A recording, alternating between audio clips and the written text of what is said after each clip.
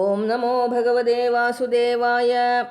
തത്ര സംശ്രവണാർത്ഥായ ദേശഗ്രാമാജനായയുഃ പങ്ക്വന്തവൃദ്ധമന്ദാശ്ച തേ വിപാപക്ഷയായ വൈ. സാമാജസ്തു മഹാൻ ജാതോ ദേവവിസ്മയകാരകഃ യദൈവാസനമാസ്ഥായ ഗോകർണോഘതയത്ഖദാം. സപ്രേതോപി തഥാ യാതഃ സ്ഥാനം പശ്യന്നിതസ്തതഃ സപ്തഗ്രന്ഥിയുധം തത്ര പശ്യത്കീചകമുശ്രിതം. ആ ഗ്രാമദേശ നഗരങ്ങളിൽ നിന്നു കേൾക്കുവാൻ ആളുകൾ ചെന്നു ധാരാളമായി. അന്തർമുടന്തർ മൂഢന്മാർ കിഴവരും സ്വന്ത പാപൗഖം തുലയ്ക്കുവാനെത്തിനാർ.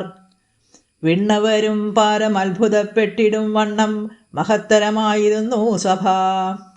വ്യാസപീഠത്തിൽ കയറിയ ഗോസുതഭൂസുരൻ വായിക്കുവാൻ ഇരുന്നിടവേ സന്ധിക്കുവാനിടം അങ്ങിങ്ങു നോക്കിയ ദുന്ധുകാരി പ്രേതവും അവീടെത്തിനാൻ.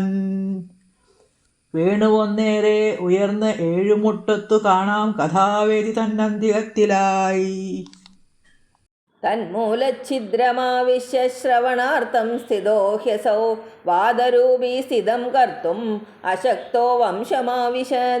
വൈഷ്ണവം ബ്രാഹ്മണം മുഖ്യം ശ്രോതാരം പരികൽപ്യ സഹ പ്രഥമസ്കന്ധതസ്പഷ്ടം ആഖ്യാനം ധേനുജോഖരോത്.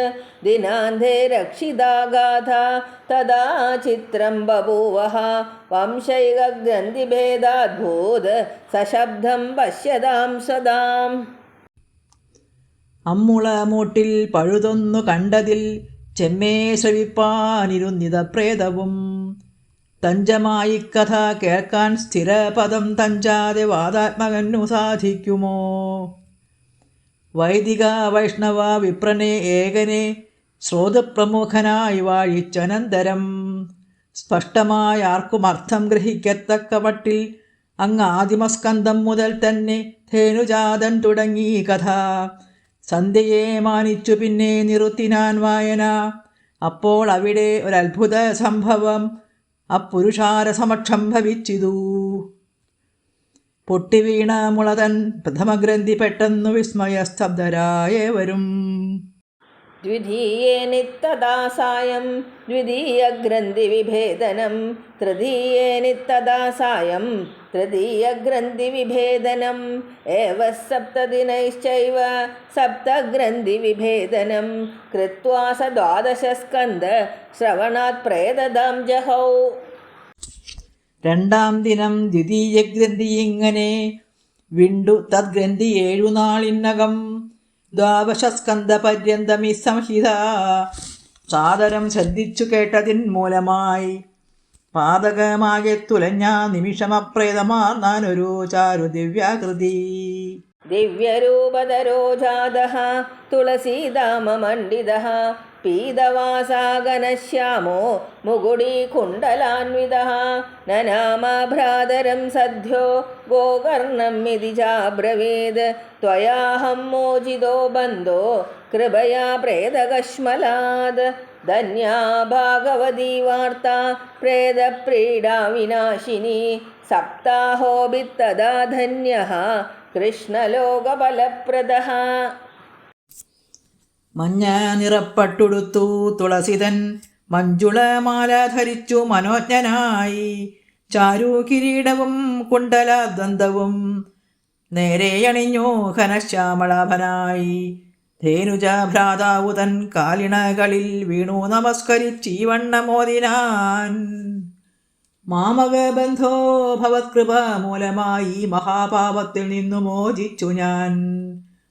പ്രേതവിശുദ്ധിക്കു ഭാഗവതത്തിൻ്റെ ചാതുര്യം അന്യാദൃശം തന്നെ സോദരാ.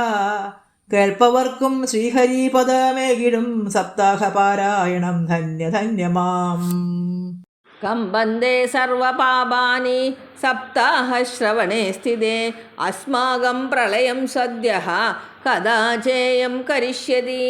ആർദ്രം ശുഷ്കം ലഘുസ്ഥൂലം വാഗ്മനഃ കർമ്മഭിഃ കൃതം. ശ്രവണം വിദഹേത് പാപം പാവകഃ സമിധോ യഥാ.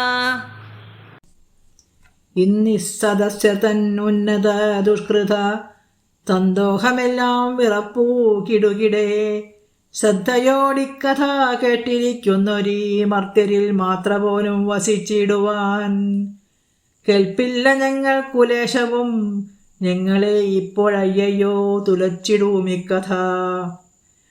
ഇത്തരം ഭീതിപൂർവം പ്രലപിപ്പതായി ആർദ്രലഘുസ്ഥൂല ശുഷ്കതരങ്ങളായി വാക്കുമനം മെയ്യവ കൊണ്ടു ചെയ്വതായി വായിക്കും സകലവിധം ദുരിതത്തെയും തീർക്കട്ട ദാരുക്കളെ എന്ന പോലവേ ശീഘ്രം ഹനിക്കുന്നിരിക്കഥാ കർണനം.